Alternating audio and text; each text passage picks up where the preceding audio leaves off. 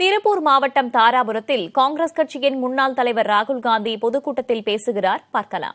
பணியை அசைத்து இடித்துவிட்டு அதன் மேல் இருக்கின்ற சுவர்களை கீழே தள்ளிவிட்டு அதன் மேல் நான் கூரை கட்ட வைக்கப் போகிறேன் என்று சொல்லுகின்ற ஒரு பிரதமர் நமக்கு இப்பொழுது வாய்த்திருக்கிறார்.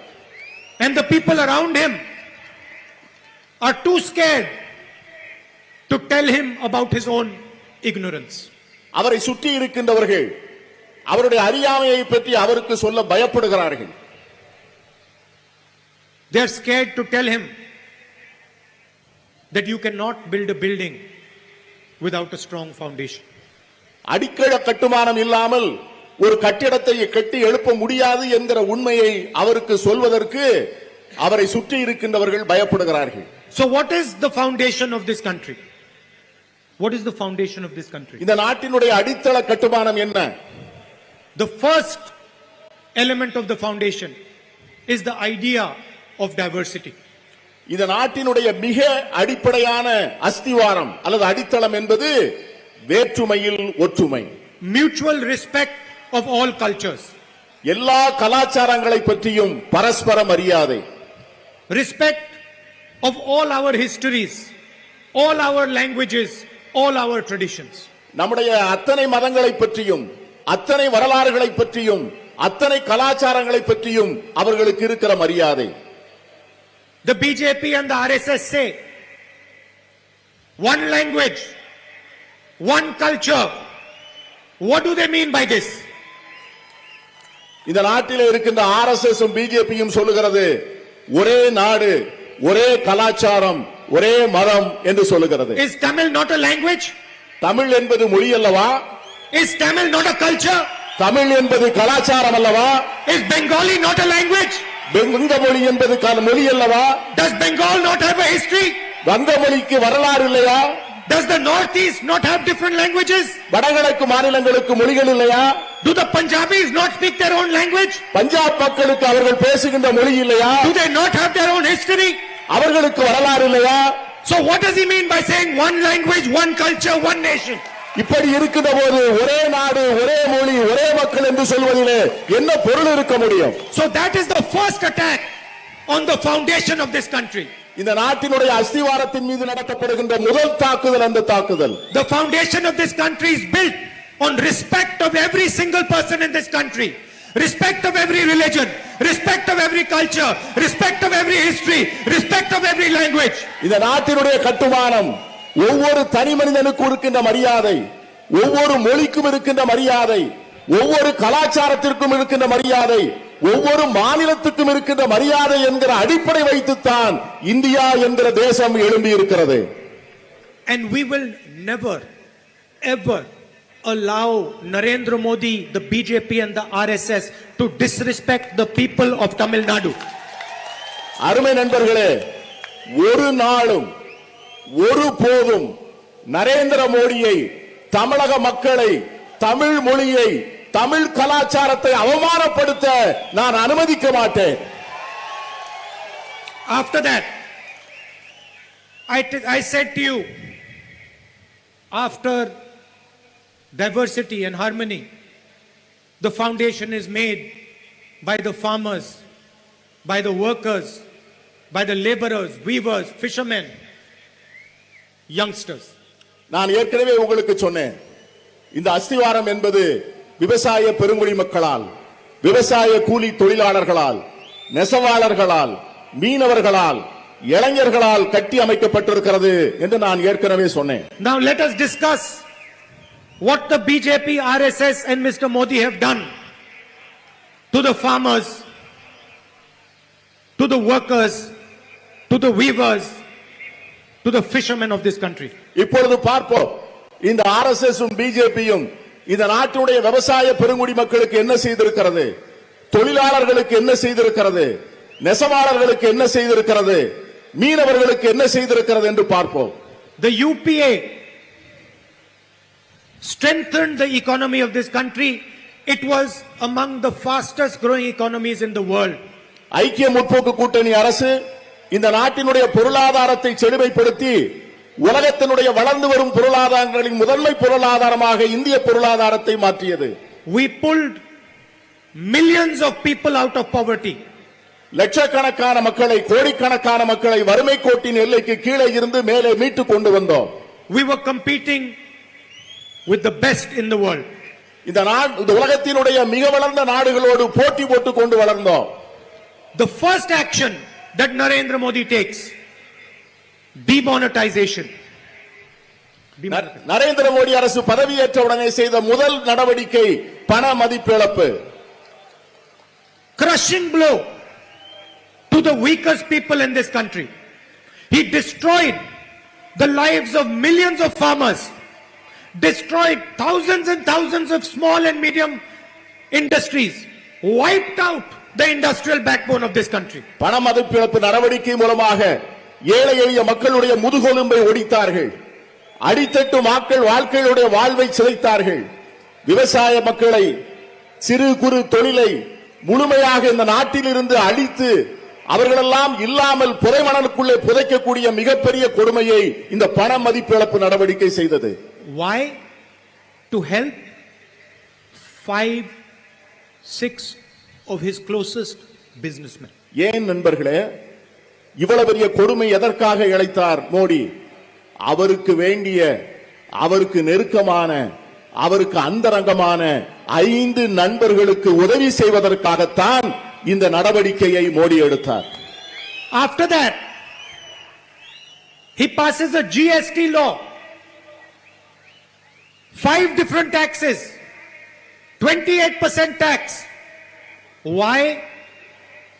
To crush the Indian worker. அதற்கு பிறகு ஜிஎஸ்டி என்கிற கடுமையான வரி சட்டத்தை அவர் அறிமுகப்படுத்தினார். 5 வகையான வரிகள், 28 விழுக்காடு வரிகள். எதற்காக?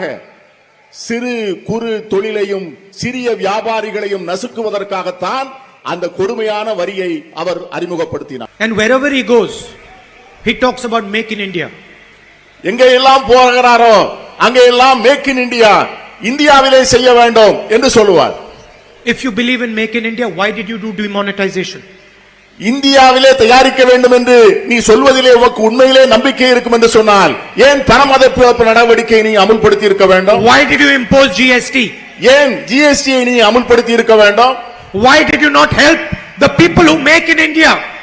இந்த இந்தியாவை சமைத்த ஏழை எளிய மக்களுக்கு நீ ஏன் உதவி செய்யவில்லை? Because you do not believe in make in India. ஏனென்று சொன்னால் இந்திய தயாரிப்பு என்பதிலே உங்களுக்கு நம்பிக்கை இல்லை. And today, after he has destroyed the foundation of this country,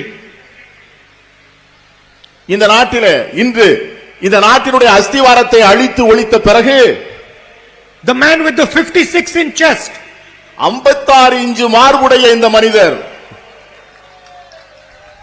the prime minister, இந்த நாட்டினுடைய பிரதமர் is standing silently அமைதியாக உட்கார்ந்து கொண்டிருக்கிறார். when Chinese army has occupied our country. சீன ராணுவம் நம்முடைய எல்லைகளை தாண்டி நம்முடைய தாய் மண்ணை ஆக்கிரமித்துக் கொண்டிருக்கின்ற இந்த கொடுமையான நேரத்திலே 56 இன்ச் மார்பு இருப்பதாக சொல்லிக் கொள்ளுகின்ற நம்முடைய பிரதமர் அமைதியாக இருக்கிறார். I have been watching for the last 3 months. Narendra Modi has not said the words China. It has not come out of his mouth. கடந்த 3 மாதங்களாக நான் அவரை பார்த்துக் கொண்டே இருக்கிறேன். அவர் வாயிலிருந்து சீனா என்கிற வார்த்தையை சொல்வதற்கு கூட அவர் தயாராக இல்லை. Where is the 56-inch chest now? 56 inch மார்பு எங்கே போனது? The Chinese understand that the man running this country is weak. சீன நாட்டை சார்ந்தவர்களுக்கு நன்றாக தெரிகிறது இந்த நாட்டை வழிநடத்தி செல்லுகின்ற மனிதர் மிகவும் பலவீனமான மனிதர் என்று சீனக்காரர்கள் தெரிந்து வைத்திருக்கிறார்கள். The Chinese understand that the Prime Minister of India has destroyed the economy of India. சீன நாட்டை சார்ந்தவர்களுக்கு தெரியும் இந்திய தேசத்தினுடைய பிரதமர் அந்த நாட்டின் பொருளாதாரத்தை முழுமையாக சீரழித்து விட்டார் என்பது அவர்களுக்கு தெரியும். And that is why they are inside our territory. அதன் காரணமாகத்தான் அவர்கள் தைரியமாக நமது நாட்டுக்குள்ளே வந்து உட்கார்ந்து கொண்டிருக்கிறார்கள். I can tell you without any doubt in my mind, நான் என் மனதிலே ஒரு துளி சந்தேகம் இல்லாமல் சொல்லுகிறேன், that if the Indian economy was strong, இந்திய பொருளாதாரம் வலிமையாக இருக்கும் என்று சொன்னார். If the Indian farmer was strong, இந்திய விவசாயி வலிமையானவனாக இருப்பான் என்றார். if Indian small and medium businesses was strong, இந்தியாவுடைய சிறு குறு தொழில் வலிமையாக இருக்கும் என்று சொன்னால், if Narendra Modi had not done demonetization, Narendra Modi பணமிழப்பு நடவடிக்கையை அமுல்படுத்தி இருக்கவில்லை என்று if he சொன்னார். had not passed this nonsensical GST, இந்த முட்டாள்தனமான ஜிஎஸ்டியை அறிமுகப்படுத்தி இருக்கவில்லை என்று சொன்னால், China would have never had the guts to step inside our country. இந்திய மண்ணுக்குள்ளே சீனாக்காரர்களுக்கு கால் வைப்பதற்கான தைரியம் நிச்சயமாக வந்திருக்காது. It is because this man has weakened this country that they have come inside. இந்த மனிதர் இந்த நாட்டை பலவீனப்படுத்தி விட்டதால் தான் சீனர்கள் தைரியமாக உள்ளே வருகிறார்கள். And he has weakened this country because he does not work for the people of India. He works for 5 or 6 of his businessmen friends. இந்த நாட்டை ஏன் பலவீனமாக்கினார் என்று சொன்னால், இந்த நாட்டிலே இருக்கிற 130 கோடி மக்களுக்காக அவர் பணியாற்றவில்லை, அவருக்கு வேண்டிய 5 பெரு முதலாளிகளுக்காக மட்டும்தான் இந்த அரசாங்கத்தை நடத்துகிறார். And now the latest action to destroy the lives of our farmers. இதனுடைய கடைசி இப்பொழுது நடந்து கொண்டிருப்பதுதான் இந்த நாட்டினுடைய விவசாய பெருங்குடி மக்களுடைய வாழ்க்கையை சின்னாபின்னமாக்குவது. He has passed 3 new farm laws. 3 புதிய சட்டங்களை நிறைவேற்றி இருக்கிறார். He wants to destroy the mandis. இந்த நாட்டினுடைய சந்தை, மண்டி என்று சொல்லக்கூடிய சந்தை பொருளாதாரத்தை சிதைக்க நினைக்கிறார். That's the first law. அதுதான் முதல் சட்டம். He wants to allow his 5 or 6 businessmen friends to store as much wheat, as much rice, as much grain as they want. That's the second law. அவருக்கு வேண்டிய 5 பெரு முதலாளிகளை அவர்களால் எவ்வளவு முடியுமோ, They are allowed to store millions and millions and millions of tons. அவர்களால் எவ்வளவு முடியுமோ அவ்வளவு அரிசியை, அவ்வளவு நெல்லை, அவ்வளவு கோதுமையை, அவ்வளவு உணவு தானியங்களை அவர்களை திருட்டுத்தனமாக சேமித்து வைப்பதற்கு அவர் அனுமதிக்க நினைக்கிறார். அதுதான் இரண்டாவது சட்டம். So that farmers will not be able to negotiate with them. எனவே விவசாய பெருங்குடி மக்களால் அவர்களிடம் பேரம் பேச முடியாது. And the third law, the most interesting part of the law, farmers cannot go to court in a dispute. இதை விட மோசமான மூன்றாவது சட்டம் என்னவென்று சொன்னால், இதில் ஏதாவது ஒரு விவசாயிக்கு அநீதி இழைக்கப்பட்டிருக்கும் என்று சொன்னால் அந்த விவசாயி நீதிமன்றத்தை அணுக முடியாது. இதுதான் கொடுமையான சட்டம். So you destroy the mandis, you allow your 5 or 6 friends to store as much agricultural produce as they want, and when the farmer complains, when the farmer has a dispute, you tell the farmer that he is not allowed to go to court. முதலில் விவசாயிகள் விற்று தங்களுடைய வேளாண் பொருளை விற்கின்ற சந்தைகளை அடைத்தீர்கள். He is not allowed to ask for justice. இரண்டாவது, அவர்களை கோடிக்கணக்கான டன் தானியங்களை அவர்களை சேமித்து வைக்க அனுமதித்தீர்கள். மூன்றாவது, அவர்களுக்கு ஒரு பிரச்சனை இருக்கும் என்று சொன்னால் அவர்களை நீதிமன்றத்திற்கு செல்ல அவர்களை நீங்கள் அனுமதிக்கவில்லை. And then you say that you are doing it for the interest of the farmer. இதையெல்லாம் செய்துவிட்டு நான் இதையெல்லாம் விவசாயிகளுடைய நன்மைக்காக செய்தேன் என்று வேற நீங்கள் சொல்லுகிறீர்கள். If you are doing it for the interest of the farmer, why are lakhs of farmers standing outside Delhi? இப்படி விவசாயிகளுடைய நன்மைக்காகத்தான் இந்த 3 சட்டங்களை நிறைவேற்றினேன் என்று சொன்னால் கோடிக்கணக்கான விவசாயிகள் இன்று கடும் குளிரிலே டெல்லி மாநகரிலே ஏன் தெருவிலே போராடுகிறார்கள்? Why are they making their own parade on the 26th of January? குடியரசு தினமான 26ஆம் தேதி அன்று அரசாங்கம் ஒரு முறையிலே ஒரு பரேடு நடத்துகின்ற போது, ராணுவ அணிவகுப்பு நடத்துகின்ற போது இந்த நாட்டினுடைய வேளாண் பெருங்குடி மக்கள் தங்களுடைய சக்திகளை காட்டுவதற்காக தனி அணிவகுப்பு நடத்துகிறார்கள். Why are they not celebrating? அவர்கள் ஏன் குடியரசு தினத்தை கொண்டாடவில்லை?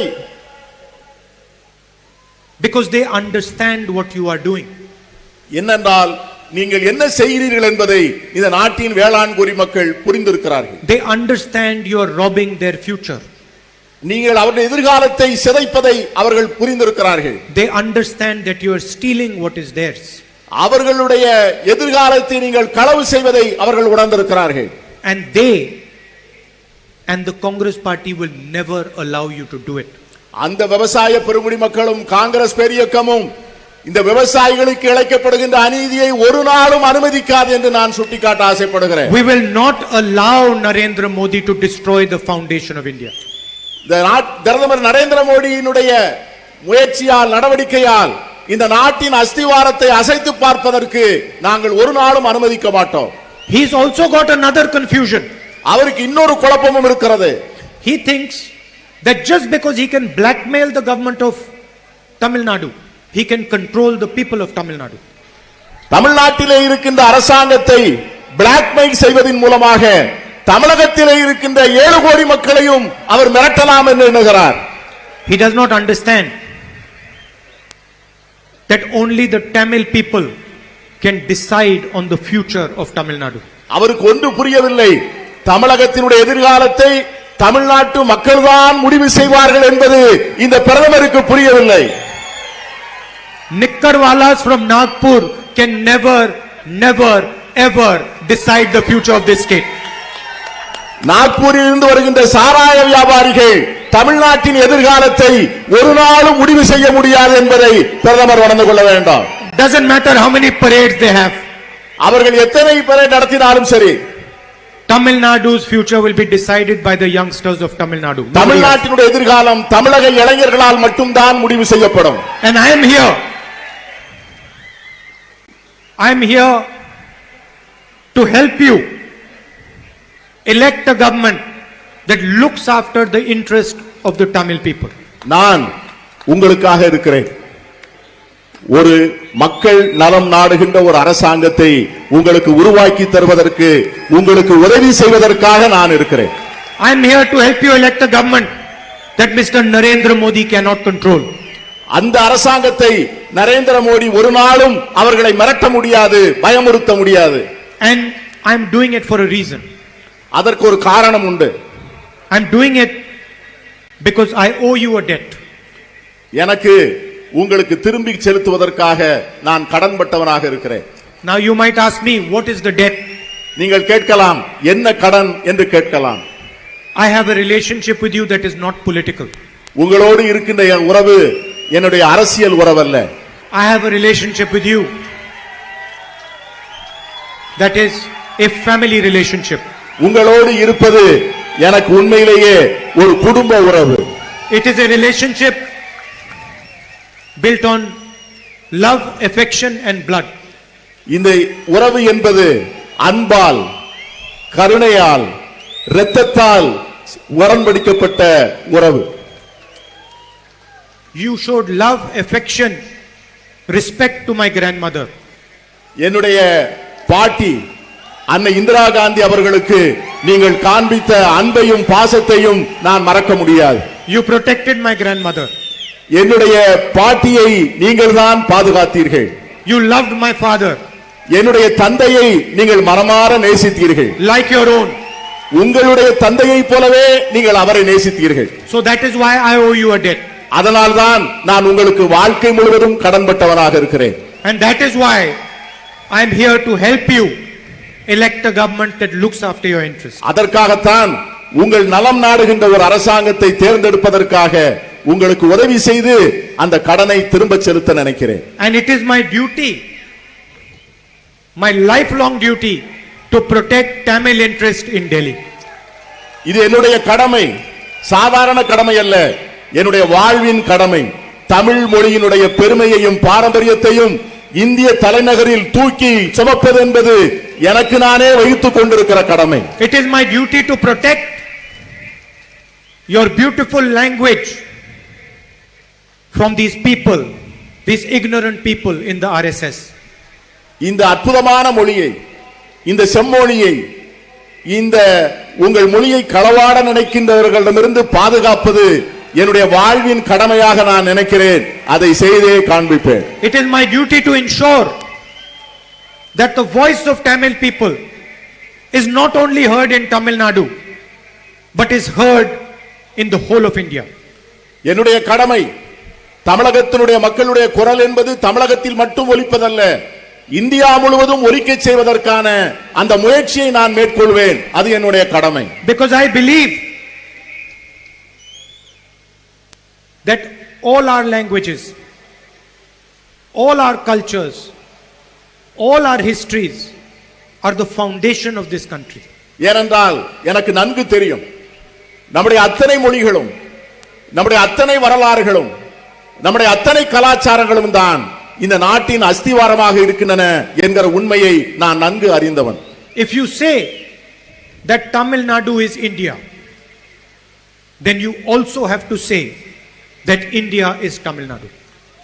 தமிழ்நாடு இந்தியாவில் தான் இருக்கிறது என்று நீங்கள் சொல்வீர்கள் என்று சொன்னால் தமிழ்நாட்டில் இந்தியா இருக்கிறது என்பதையும் நீங்கள் சொல்ல வேண்டும்.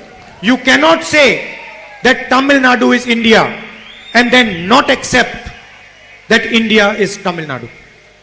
இந்தியா தமிழ்நாட்டில் இருக்கிறது என்று சொல்லுகின்ற நீங்கள் தமிழ்நாட்டில் இந்தியா இல்லை என்று சொல்வதை நான் எப்படி ஏற்றுக்கொள்ள முடியும்?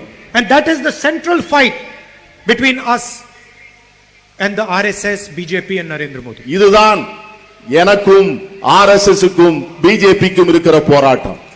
They say that Tamil Nadu is India, but India is not Tamil Nadu. அவர்கள் சொல்லுகிறார்கள் தமிழ்நாடு இந்தியாவிலே இருக்கிறது என்று சொல்லுகிறார்கள், ஆனால் தமிழ்நாட்டில் இந்தியா இருப்பதாக அவர்கள் ஒத்துக்கொள்ளவில்லை. We say if Tamil Nadu is India, then India is Tamil Nadu. நாங்கள் சொல்லுகிறோம் தமிழ்நாடு இந்தியாவிலே இருக்கும் என்று சொன்னால் தமிழ்நாட்டிலும் இந்தியா இருக்கிறது என்பதை நாங்கள் சொல்லுகிறோம். Meaning there has to be mutual respect. ஒருவருக்கொருவர் பரஸ்பரம் மரியாதை இருக்க வேண்டும். There has to be affection. ஒருவருக்கொருவர் பாசம் இருக்க வேண்டும், அன்பு இருக்க வேண்டும். There has to be conversation. ஒவ்வொருவருக்குள் உறவாடல் இருக்க வேண்டும். It is not my job to come here and tell you my man ki baat. இங்கே வந்து உங்களிடமிருந்து நான் மனம் திறந்து பேசுகிறேன் என்று சொல்லி மங்கி பாத் நிகழ்ச்சி நடத்த நான் ஆசைப்படவில்லை. It is my job to listen to your man ki baat. நான் உங்கள் மனம் பேசுவதை நான் கேட்பதற்காக வந்திருக்கிறேனே ஒழிய என் மனம் பேசுவதை நீங்கள் கேட்பதற்காக வரவில்லை. I would like to thank all of you for coming to listen to me. இவ்வளவு பேர், இத்தனை ஆயிரம் பேர் இவ்வளவு அமைதியாக பாசத்தோடு அன்போடு என்னை கேட்க வந்திருக்கின்ற இந்த நிகழ்ச்சி என்னை நிகழ வைத்திருக்கிறது. நான் உங்களுக்கு என்னுடைய நன்றியினை காணிக்கையாக்குகிறேன். It is an honor for me to come here to your wonderful state and to meet you and to listen to you. உங்களுடைய பெருமைமிக்க இந்த நாட்டிற்கு வந்து, தமிழ்நாட்டிற்கு வந்து உங்களை எல்லாம் பார்ப்பதிலும் உறவாடலிலும் எனக்கு கிடைத்தது என் வாழ்வின் பெரும் பாக்கியம் என்று நான் கருதுகிறேன். It is an honor for me to do my little bit to help the young people of this state, boys and girls, dream of a better future. இந்த தமிழகத்திலே இருக்கின்ற கோடிக்கணக்கான இளைஞர்கள், இளம்பெண்கள் அவர்கள் காண்கிற கனவுகளை வசப்படுத்தி தர வேண்டும் என்பதற்கு என்னால் என்ற உதவிகளை நான் செய்வேன். Thank you very much. Nandi. மிக்க நன்றி. Thank you.